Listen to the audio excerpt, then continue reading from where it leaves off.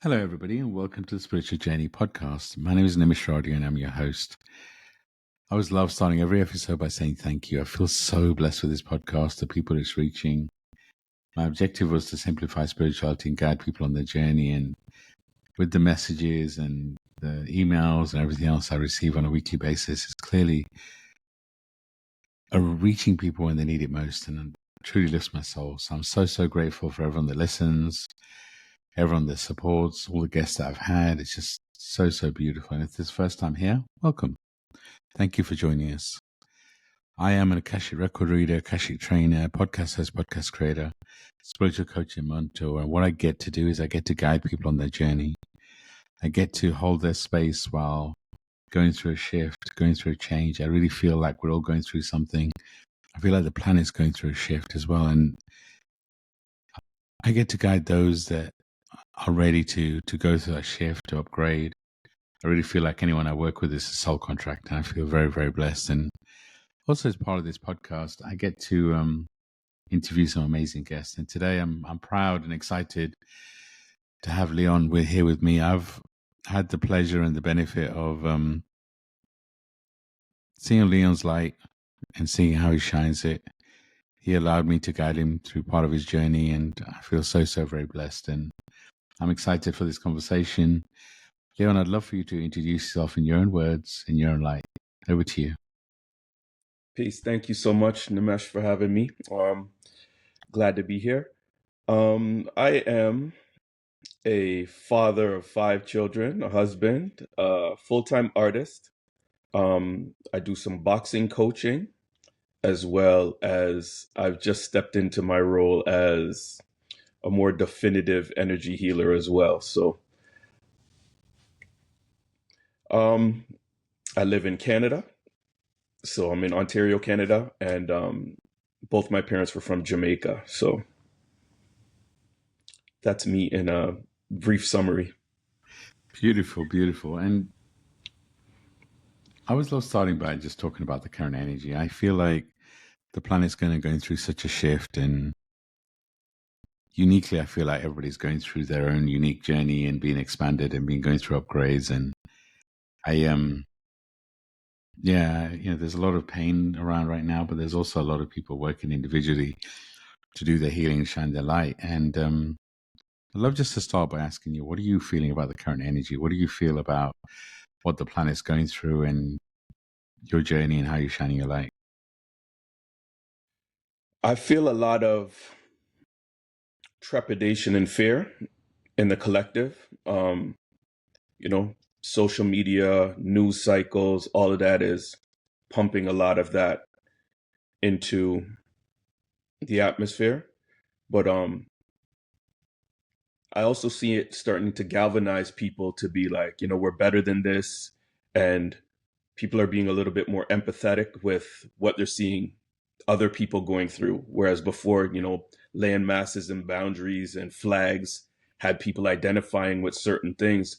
And because of the current climate, people are seeing that if it can happen there, it can happen here, And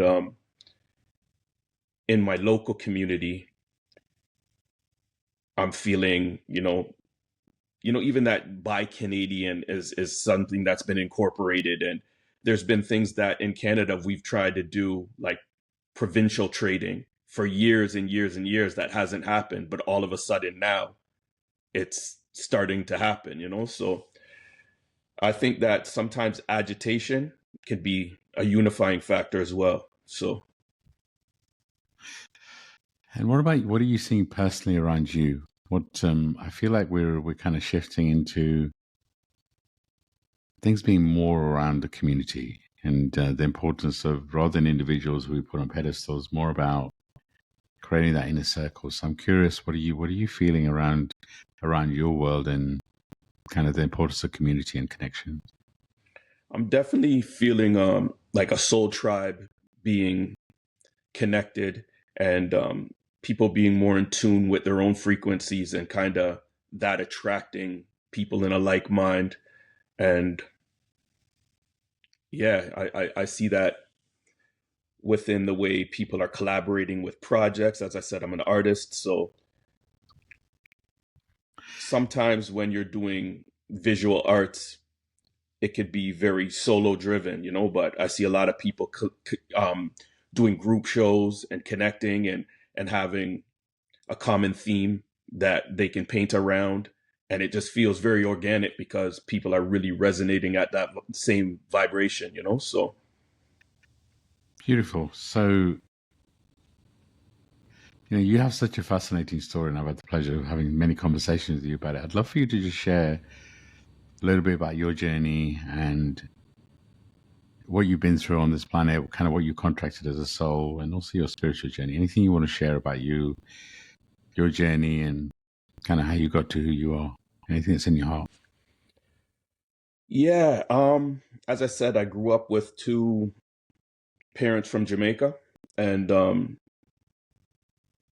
when I was young, there was a little bit of a family split where my father and mother decided to go their separate ways. And then I found an anger issue, and going through school, they tried to put me on Ritalin and different things of that nature, saying I was a little bit overactive. Um, and then I found art as a medium that really not just calmed me, but gave me positive reinforcements from people like, yo, you're very talented. I drew a picture of my niece, and it was a pencil drawing, and it looked really, really rendered and refined for my age. So I got a lot of good energy out of that. Whereas before I was getting a lot of, why don't you stop you're moving around too much. So in getting that, it kind of just gave me a positive outlet. And then hip hop culture was another thing that just attracted me. I started to see people that looked like me, um, holding space, and I identified with the music. The breakdancing was the first element that pulled me in. Um, Going through that, I started to kind of get my name around the city as a pretty good dancer. And during that whole time, I was going to church with my mother. We were baptized in a Pentecostal church. And at one point in the church, I remember being the dude that would go around and collect the offering. And, I was playing basketball. I was in school. Hip hop was a thing, but I was still in church Wednesdays and Sundays. And I got two lines in the side of my head. And the pastor stood up during service and said that I couldn't collect God's offering because I was living too worldly. And it hit me. I was like, what? So told my mom at that time, I can't go back there. And she agreed. Usually I would get a lot of pushback, but she realized that was, not something that needed to occur. And in hip hop culture, there was a time of like Public Enemy, Brand Nubian, a lot of artists that were speaking to Black men and Black women, and really giving us positive insight into where we come from beyond slavery, So, um, as I started to get more of the information, then I started to get into my own self knowledge and not just what was handed to me in the curriculum. I started to look into more of our history, and started to get more proud in, where we come from as being the original people of the planet Earth in Africa, and life spawned from that. Before knowing that, you could go through a lot of self doubt and things of that nature, coming from Hamilton, Ontario, where I was maybe five or six people in my school of that were Black, So growing up in those atmospheres, sometimes it doesn't foster that proficient self motivation and worth, So that's something I had to, go through and gain through, Nation of Gods and Earth, so the 5% Nation, and different information that would come to me. And through years of community service, I was the first hip hop clothing store in Hamilton, the first hip hop radio show, and hip hop festival. I was able to kind of build community around that. And that in itself helped to bring me to a point of leadership in the community, and being okay with being a leader, which then eventually led me to coaching. And now it's more of a personal one-to-one mentorship where not only am I teaching people the sweet science of boxing and what it is to put hands together and defense, but a lot of times it's building on the mental, it's building on the four bodies, the physical, the mental, the spiritual, and the emotional, so it all starts to kind of have a nice cohesion. So that's kind of where I'm at right now. That's so beautiful. I mean, I feel like you've just shared just a little bit of your story, and there's so much depth into who you are and what you've been through. So, it's just it's interesting the cycles we go through in life, right? And the rebirths, and knowing you and the work that we've done together recently, I can feel a spiritual shift in you, and I'm curious if you want to talk about that in terms of how are you shifting spiritually? How are you connecting with your guides and the energies and vibrations? What does that feel like to you? It feels great, but it's also a little scary, right? Stepping into, being a healer and having that gift. I've always done it kind of innately, so now showing up in a space where I got into Qigong probably about 28 years ago. And I would always, if not daily, at least 2 or 3 times a week, just harness my Qi and put it into my, my sacral chakra, and put it through my being. And in that time, I've taught a few people that were closer to me how to generate Qi. So now stepping out and doing energy healing is a little different to me, but I've had some pretty unique and impactful experience that came out of it, and I'm getting more confident, and I'm getting more confirmation from the people that I'm working with that it's actually helping them. So it gives you a little bit more resolve and belief in what you're doing. So it's something I'm growing into and getting more comfortable with, but as you said, I'm that guy that once I get into something, especially if it's passionate, it's I'm pretty adept at it, and I'm pretty proficient at it. So I get a lot of, oh, is there anything you can't do? So it's always hard to step out into different things because you know, um yeah, you just want to be focused on what you're doing. They say a jack of all trade, a master of none. Yeah. I do so many things that, and I like to kind of move from modalities, and I like to move from different streams of creation. Then it just kind of allows me to take a moment from that one, pour into something else, and I find it funner. It's like, you want to keep that inner child and be playful and creative in what you're doing in your expressions. That's what we're here for. We're here to enjoy what it is to be in this form. So I I really, love really it. take advantage of that. I love it. I mean, I couldn't agree more. We're a soul having human experience, and why do we sometimes want to bypass that human experience, right? It's all about being present in the moment. And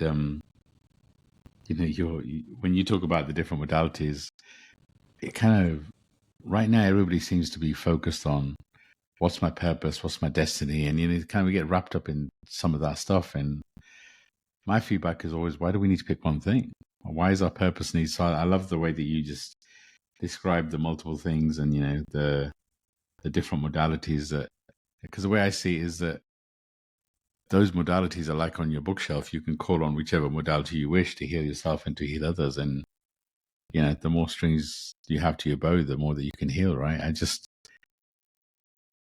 love the fact that you're opening yourself up. And it's interesting when we talk about being a healer, right? Traditionally, when we talk about being a healer, the way it would always look like was kind of you going to a reading, you go into a session, you go into um, But I actually believe we're all healers in some kind of way. Our light, our how we shine our light.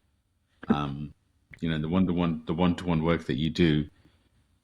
I'm kind of proud that you're acknowledging the healer in you and acknowledging, because how often do we run from that? How often do we say, oh, I'm a personal trainer, or I teach people boxing, or and you do, of course, but also that mentor-mentee relationship is different, right? It's a soul calling, and I'd love for you to just talk about what does that feel like for you when you're working one-to-one with somebody and you can feel the impact that you're having on them, because you get the verbal feedback, which is always good to see and good to hear. But I want you to I'd love for you to describe the feeling. What does it feel like working with somebody one to one?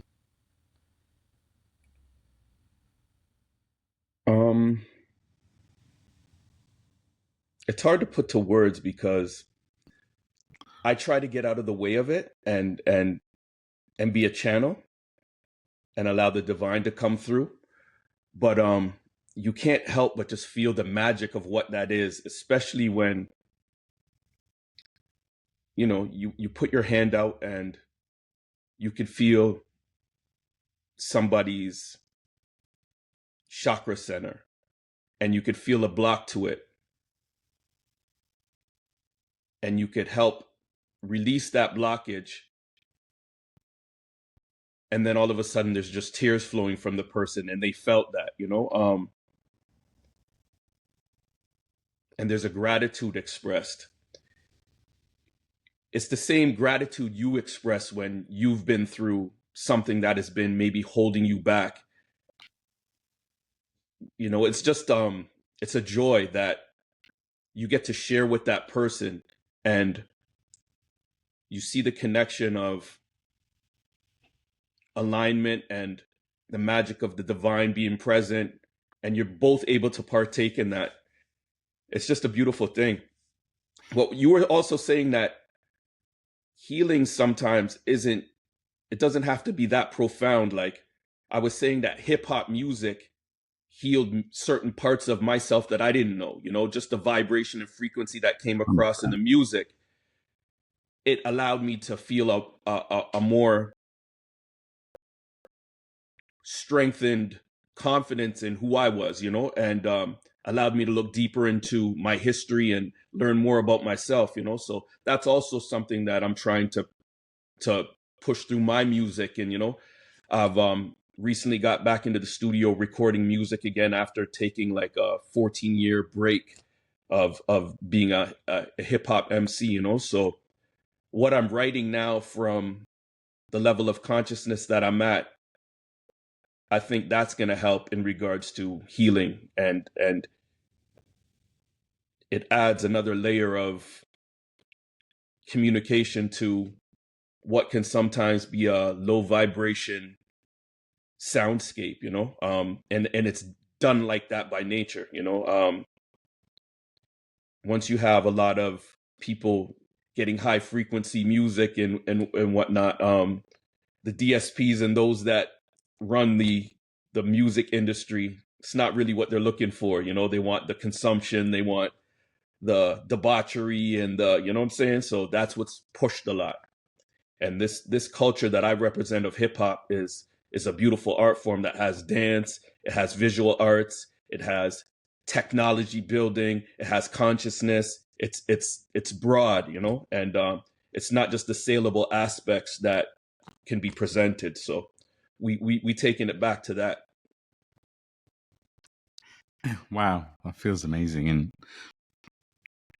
you make a great point. Music, any creative, movement, dancing, anything that's creative actually touches our soul. Like, music touches our soul differently than words do, and both are needed, right? Words can heal, can expand, but for me, music touches a part of my soul that words, I can't say it can't get to, but it's not as easy to get to. And it's just, I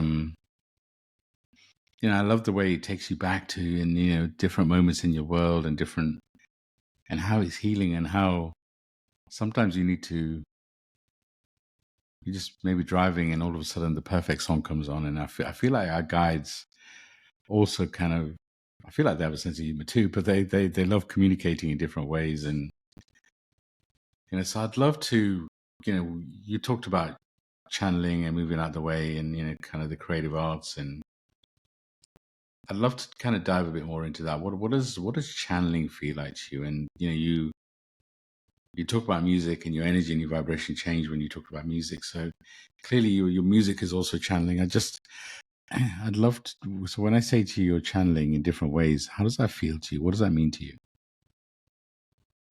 Well, one of the first times I realized that I was channeling through art, I did a marker painting of my first son, Origin. And I remember getting to my store. I had an employee at the time, and she was downstairs working the floor. And I went upstairs and I started sketching it out. And next thing I know, she was flashing the light at the bottom of the stairs and saying, "It's 7 o'clock. You gonna come close up?" And I looked at, I mean, the painting is right here. I wish I could show you it, but maybe I'll send you a picture of it so you could see it. But it was literally done from like a 10 o'clock in the morning shift to 7 o'clock in the evening when we closed. And I hadn't Wow. eaten. I hadn't went to the bathroom. I was just totally absolved and like totally just into that painting, that whole time. And also hip hop, there's a thing called freestyling. And it's where you're not performing written material. You're literally just pulling from words or concepts. And I got pretty proficient at that over time. And then I realized that it literally was just connecting to source and allowing that flow to come through you. Even with dance, when I was dancing, same thing as a break dancer. It's just the energy passing through you and you expressing yourself through that, right? So that's why I think I like to move through different creative aspects, because it really allows you just to connect to your divine highest self and allow that energy to be expressed through you. So what advice would you give to somebody who maybe is struggling and, because there's such an energy right now and everybody's kind of going through something, but what would you advise somebody to do creatively to tap into that creative energy that we will have?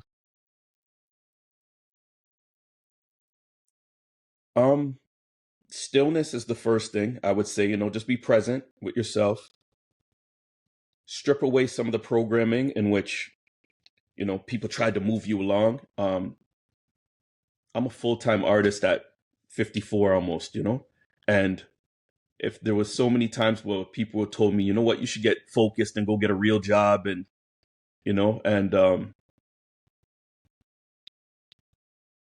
feel what it feels like to go back to that inner child and just express yourself without anybody's, they say dance like nobody's watching. Do that. That's such a true statement. Me and my wife roller skate.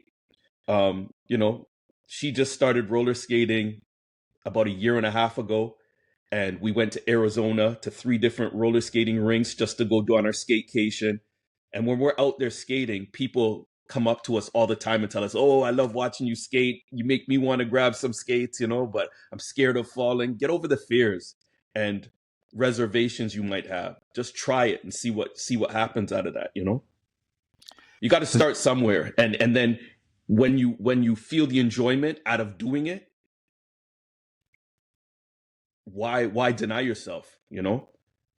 Pick up some books, cut some stuff out, do a little collage, put something together, get some words, put something on a page, glue it down, and then throw it in a frame. And I bet you'll be surprised how many people come through and be like, "Oh, that's nice. Who did that?" And then you became an artist. I love it. I love it. Yeah, just get your creative juices going. I love it. And I love the way, just put on a song that you love and just dance like nobody's watching. I feel like that's such a powerful thing to do. Sing, who cares if you can't sing and you're tone deaf? It doesn't matter. So I love it. As long as you're enjoying it, man, that's it. If you're getting some enjoyment out of it, and that's all that really matters. It's the freedom. You're tapping into an energy and a vibration, because life has got so serious, right? It's been really intense, and having fun and getting a bit crazy, but also crying, whatever. It just you're having a human experience, so experience it. So I love that. Thank you for sharing that. So you mentioned that you recently kind of got back into the studio and you kind of connected with music again. I'm curious, what was it that kind of, what was the signal? What kind of made you feel that those creative juices? Because you've clearly done access to lots of different creative modalities. The artist, the skater, the rapper, the singer, the boxer, the trainer. It's like there's so many. What was it about getting back into the studio? What was the signals that the universe gave you, and how did you tap into that? Well, the reason I stopped performing, I never stopped writing, but the reason I stopped performing and recording was because my father passed away, and it was a short bout of cancer, and I was there with him every day. I closed his eyes when he passed. And I was in a rap group at the time, and I was driving back and forth to Toronto like twice a week to record and do music with my group, Crown of Thorns. And over the time when my father was sick, I was driving to Toronto every day to take him to meetings, appointments, just be with him, bring him to see his friends. And I did that for about 3 months. And after that, I kind of just experienced some real burnout and the grieving process. And I was like, I'm a full-time artist.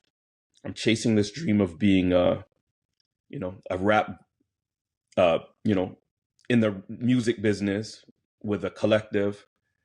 And it was just, I couldn't see the way out of it at that point. I was spending a lot, gas, you're not making a lot of money performing, so something just told me, you know what, focus on the visual arts, take care of the family.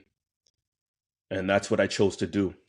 So, as I said, I constantly was writing. I was still putting my thoughts and the words on the page. And luckily with my rap group, I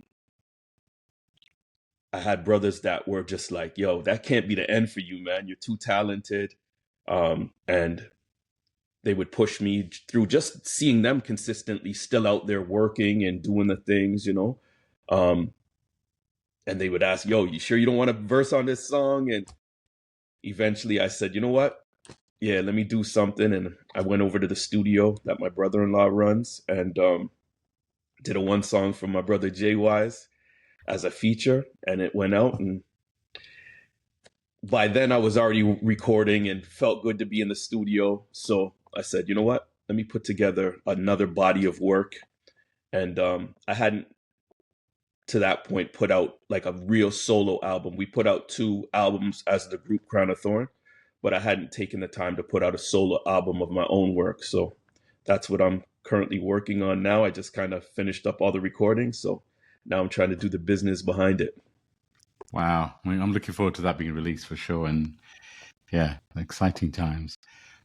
Just curious, what was the gap in between, humanly, time-wise, between, you stopping recording and starting again? I'm just curious.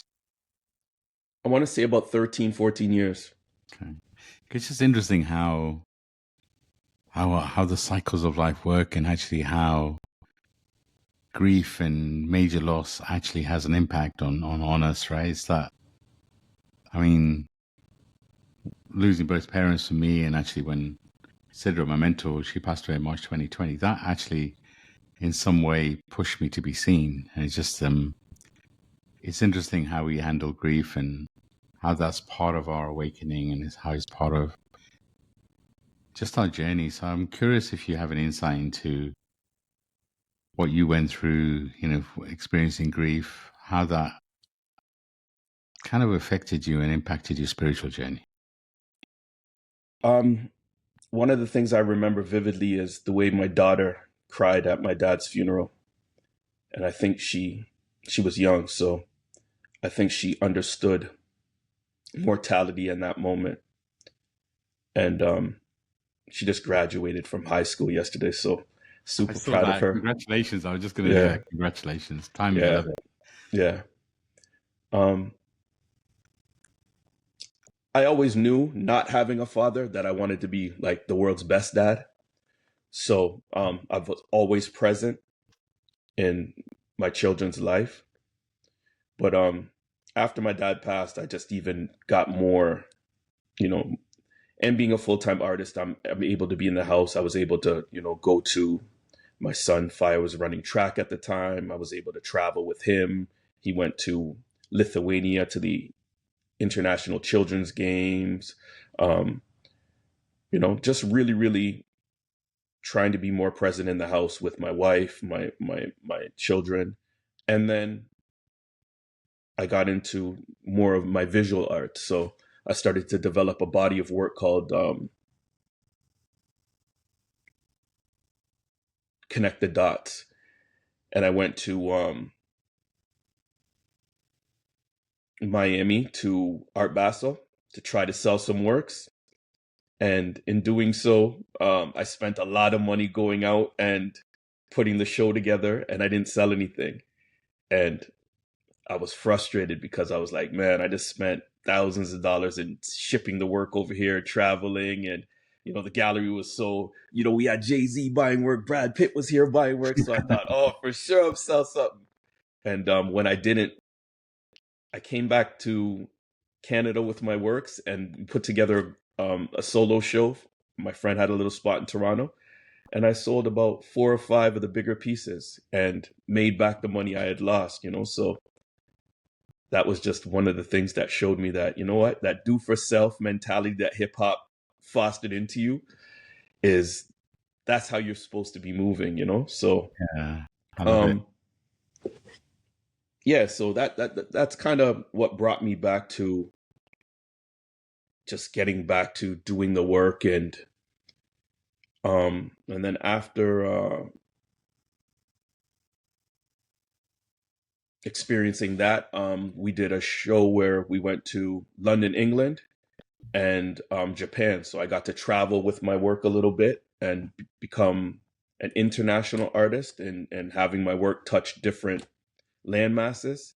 And that in itself, bolsters confidence once again. And yeah, it kind of just allows you to know that there is no limitations but the ones we place on ourselves. I love how, our guides in the universe works. You do this big show, you don't make any sales, and it's like, then all of a sudden your guys are like, it's okay, we got you. And it's just, I love how that works. When you're open to magic, magic happens. I know, kind of when we were talking about your dad, I felt your emotion. I'm just curious if you feel him around you. Oh yeah, when he first transitioned, he used to smoke cigarettes. So, and we don't smoke in this house, so I would definitely, even my wife was like, "Oh, I smell your dad's cigarettes." So it was definitely present. And then I went to a medium once, and she told me exactly where he was hurt, and she asked if he could heal me through her, which was beautiful. And I absolutely definitely feel his energy, and especially now that I'm tapped in and I've opened myself up to recognizing that we do have guides, and we do have help in this journey, ancestors. Yeah, definitely feel his presence a lot more. Beautiful, I love it. And the reason I asked, because I could feel him around you, and I could feel how proud he is. So just wanted to share that he is, why does it come up now? I guess it's a message for our listeners that be open when your loved ones transition. One, be open that their energy might be different on the other side, because I learned that with my dad. But also allow them to love you from the other side, and celebrate their life rather than mourn them leaving. And I get it; it's easy. There's a process to mourning, and everybody goes through it differently. But I feel like our ancestors, our loved ones, are around us much more now, and I also feel like lots of ancient ancestors who we may have not met on the human realm around us too. So I feel there's so much more support. So allow it in. Allow your your ancestors, your loved ones, your guides to support you. I'd love for you to talk about how you connect with your guides. What does that feel like for you clearly through some of your art, but as you've transitioned in the last few months, what has it meant for you to kind of build that stronger connection with your guides? It's been unique because, coming from a Christianity background, it's not really, expressed in regards to guides and whatnot. There is only Christ, and you know what I'm saying? So it's almost like you start to view things as taboo, and then you start to question,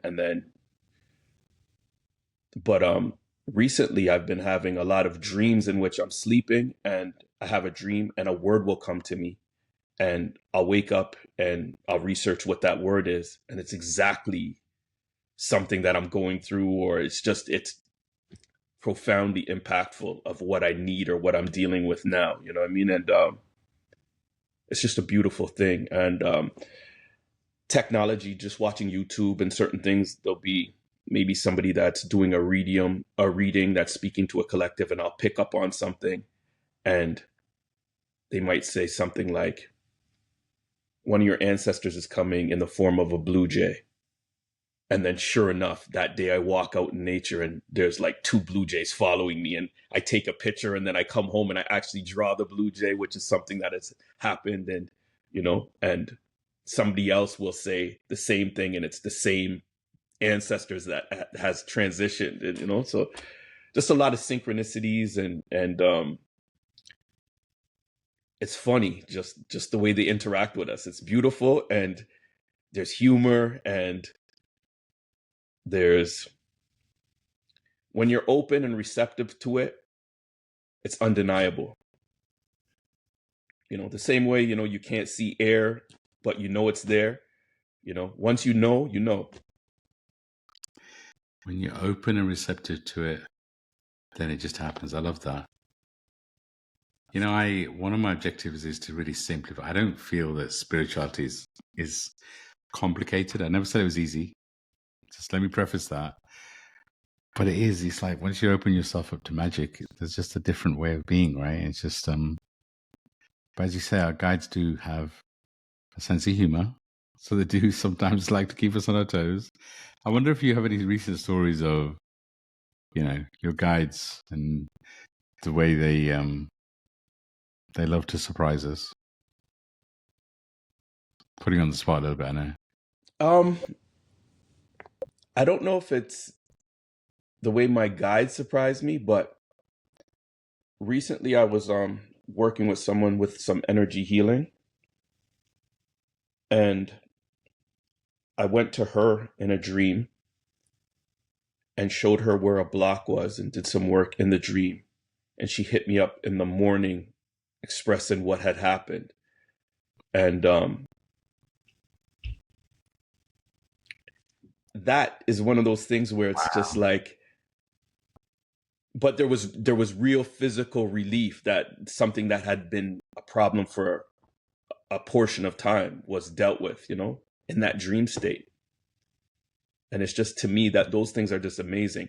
And I've probably had about, not even exaggerating, at least 20, 25 situations where people have told me I've came to them in a dream and told them things not to do, and how it really worked in real life. One, I told her that she was going to have a son and not to tell anybody. And I met her while she handed me her son, you know what I mean? Wow. So, so powerful. Yeah, really, really amazing things that when you're in tune and you kind of just go through the guidance of being in alignment, these beautiful things happen. I remember a conversation with you where I kind of said, you're a healer. And there was some resistance, if I don't mind saying, but it's really interesting. It's like when we activate the healer in us, it's easy for us to say that, we moved out our own way and we were channeling a different force. I just like to remind people that everything's a co-creation. So our guides need us just as much as we need them. So they need us to be the vessel. So I'm honoring the vessel in you to, kind of say that remind you that the vessel's just as important as the guides. And, Absolutely. and maybe that's the message for our listeners, right? Is that, make sure that you find a balance between your guides. It's a partnership. It's a yin, and it's yin and yang. It's a kind of it's building a relationship. So I'd love for you to talk about your journey to accepting that you're a healer, because it's easy, to kind of get into a routine when you're working one-to-one, personal training, boxing, to work on the physical. But there was a part of you that knows that you're working all four bodies, right? You mentioned it: physical, mental, emotional, spiritual. What was that like for you to accept that you're a healer and there's more to you than this human? Well, one of the things that helped me with that a lot is you would say, you are the gift. Remember, you are the gift, Before coming to you with the mentorship, I had taken a shamanistic workshop with a shaman master from Peru. And he helped me with how to transmute the energy, because what was happening was I was helping people, but I would take on, I remember first showing somebody how to harness their energy, and they weren't really able to harness it. So I kind of put my chi in their hand, and I immediately felt a shoulder pain. And I was like, "Do you have a pain in your shoulder?" And that's when I was like, "Oh, you can take on actual pain through this, process." And when I was helping people, I would take on, stomach cramps and different things of this nature. And I didn't know how to transmute it. So I was kind of shown how to transmute it a little bit better. And stepping into saying and taking on the role of a healer, I don't say it was difficult for me, because, as I said, I always had people that would say, just being around you, I feel so much peace, and, I could speak to you. And I've always been that person that I'd be out in the community and people would just come to me and we'd have these deep conversations, and they tell me somebody passed, and, I'd give them just a kind word or something. And, there was just that connection. And I didn't recognize that really that was a form of healing, you know what I mean? So for me, it was like, you have to put hands on person to be doing healing, or maybe prescribe some herbal remedies and things like that, So, but when you start to understand that healing has so many routes, and a lot of times it just comes through you connecting to somebody and them believing in themselves, because a lot of the times we are healed because we go to, if it's Western medicine, we go to a doctor, they prescribe something, you have belief that that's going to help you, and all of a sudden that helps you. When you get into yourself and you know that you are the medicine, you are the healer, because you are divine and everything you need is within yourself. When you open people up to that understanding that it's a choice, like you could literally say, no, I don't prescribe to what you're telling me. And in that choice, your cells can function better. And I mean, it sounds like it's craziness, but there's proof, and people have done this, and people that have suffered strokes, and you're never going to walk again, and they walk again. And what is that? That's that intention, that will, that stirred spirit that allows them to do what is necessary to make that full recovery, So I love it. And you mentioned intention. Yeah, I agree. Intention's so important. You also mentioned that, your light is the gift. That's a good reminder to everybody, is that, whatever modality you learn, whether it's Reiki, Akashic Records, whatever that may be, that's a modality. Yep. Your light, your vibration, that's the gift. So it's a reminder to everyone that's listening, you're the gift. It was funny because I was doing a session yesterday, and I utilize my hands a lot in the session, and I recently just bought these tuning forks that have every color of the chakra, So my first time utilizing them yesterday, and I'm trying to work along with it. But at one point, I felt like I was kind of moving differently, because now I have two tools in my hands, and I'm used to, using my palm centers, So I remember you saying, you know what, you're you are the gift. So I still went through it and finished it, and I got a good response and a good confirmation that it really helped. So, but yeah, I just had to, I because love it. it was almost like I wasn't in the moment like I normally am. I usually have my eyes closed and I'm just feeling the energy. And I found myself trying to work with these tools. And, I was like, you Yeah, don't you're need to in. be, you know what I'm saying? Yeah, Like, don't come out of where you're supposed to be in your space to work with yeah, these you just tools. flow. They got to be, organic in your process. So I thought, you know what? I'm going to put that little puck thing on my side and make a contraption that I could just hit the thing rather than, then I'll still have one hand. So now all of a sudden I'm through that intention, I'm like innovating an idea of how I could utilize this for my own process. I So love it. I love it. So when we move our own way, we're so powerful. It's so beautiful. It's just yeah, I love it.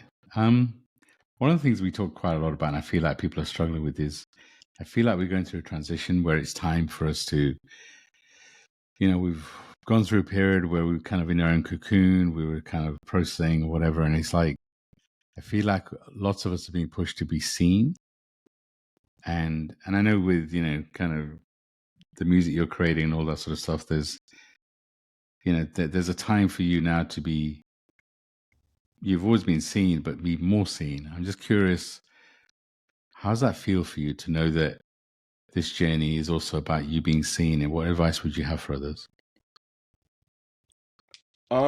it's got to be something that you're ready for, because as I said earlier, you can take on energy and you can get drained in being too seen, right? So you got to be in alignment to your whole self. You got to know what comes with it. um I used to ask to slow walk me to where I'm supposed to be, because I don't want to gain the whole world and lose my soul. And working in the music industry and the art industry and Mm. things of those natures, it could be very prevalent in people gaining all of that, material, and think that, access to things. And then all of a sudden they've just slid to the basis level of, and all they wanted was that. And then all of a sudden it's like, wow, that's not really what I wanted, because it's nothing but problems, right? They say more money, more problems. So, Yeah. yeah, moving into the light in which I need to be in, I just got to be able to still walk through with the same connection to the divine and same inspiring nature that I've been building this whole time, and be able to be in that light, in that realm, and just not, lose who I am in essence because of the access. I've seen it with too many of the heroes that people like Conor McGregor, I mean, not even pointing fingers at people, but just people that's what they want. They came from the bottom, they got to the point where they wanted to, and then all of a sudden you start to see them lose themselves, and it becomes more of a prison than the freedom they were looking for. Yeah, it is interesting, right? Being seen is, especially when you get seen by many, there is an energy exchange, right? So it's interesting. You see with so many, as you say, so many people we put on a pedestal. It's just an interesting journey, and yeah. One of the things I want to challenge you a little bit on is being ready, and just for our listeners is, sometimes we wait until we're ready. I would just say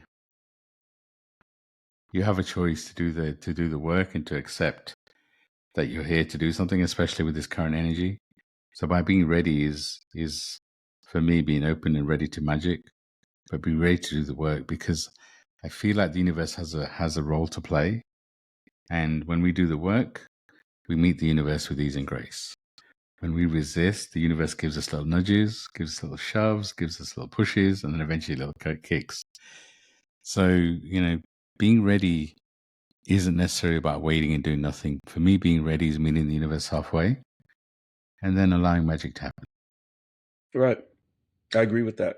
Yeah. It's just, I love the synchronicity of the world and the journeys. When you take a step back, our journey kind of began with, Gabriella, who's been a guest on the podcast. She found me through the podcast.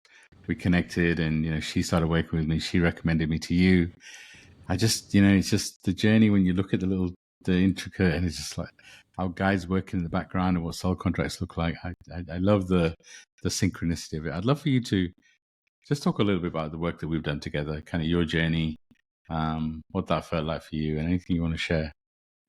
Yeah, it was Gabby that connected to you initially, and she had a Akashic Records reading. She told me about it.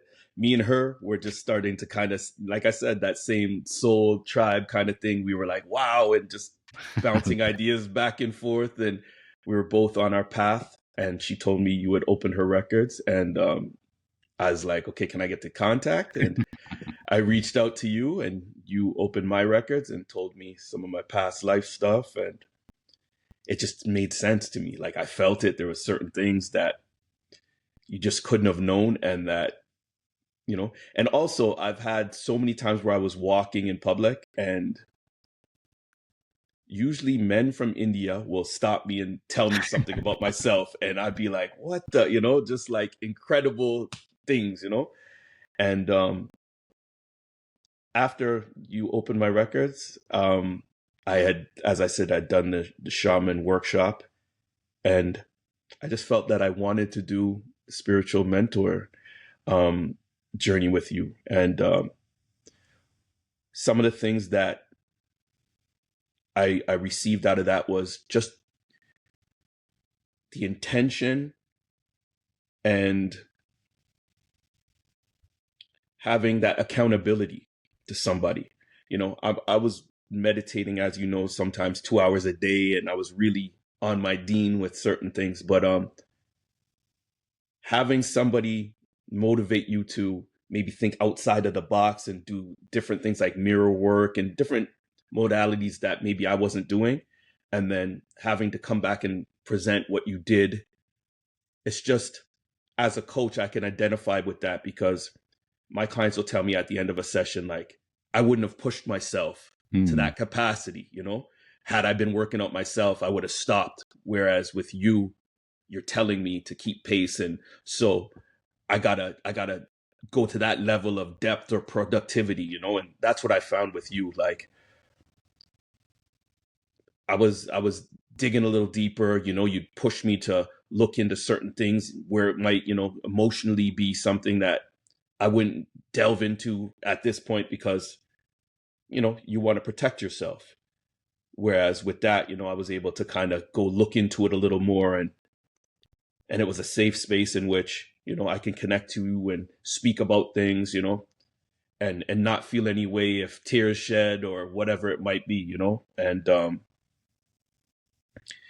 it was just a beautiful experience, and it allowed me to grow in ways that at this time I needed to. Beautiful. Thank you for sharing, and thank you. I'm just so proud of you. I'm so proud. I just love the circle of life. You know, Gabby found me, and actually then Gabby was a guest on the podcast, and we worked together. You know, you finished that cycle of the program, and now you're a guest, and it's it just lifts my soul. It's what I'm here to do. So thank you for being so open to shining your light and doing the work. And you know, you're a beautiful soul that's here to do something for the planet. So thank you for being you. I'd love for you to share what's coming next for you. How can people reach out to you and kind of follow your story? Anything you want to share? Yeah, you can check out my artwork if you're interested at Eklipz, spelled Eklipz art.com. I'm Eklipz1 on Instagram. A lot of times you can catch me there. I'm Jab Lab Boxing if you're into, you know, the sweet science of pugilism. And I'm working on an album right now. I don't want to go too deep into Sure. It's just revolutionary, and it's a new way of connecting to hip hop culture. So um, I'm on a single with my homeboy Jay Wise called Him Remix. That's on YouTube. You can go check that out. And we just are about to drop a new song called Tension. We did the video for last week, and I just seen it last night for the first time, the edited video, and that's about to drop just now as well. So I love it. And for those not watching on YouTube, when Leon's talking about it, he has such a different energy and a different smile, and it's just it's beautiful to see. And we include all the links in the show notes and all the rest of it. So please do reach out. One thing we didn't actually talk about is the name Eklipz. I mean, you're on here, you're Leon, right? So Yeah, just talk a little bit about that. I'd love for you to share. I took on the name Eklipz because in Egyptian culture, they say when the sun and the moon come together, that's the eye of God looking down on humanity, so being observed by the eye of God, so that's where I took on the name Eklipz, and I actually tattooed the symbol on my arm as well. So wow. Yeah. So yeah, if you're looking for his artist name, it's Eklipz. Again, I include that in the show notes, but watch out for Leon. He's here to change the world. He's here to, what he's doing with music. I'm sure when he's ready to share more, he'll come back and share. But yeah, he's going through another shift, another rebirth, and in the way he's shining his light is going to be different. So watch this space. And Leon, thank you for being the inspiration. Thank you for being here.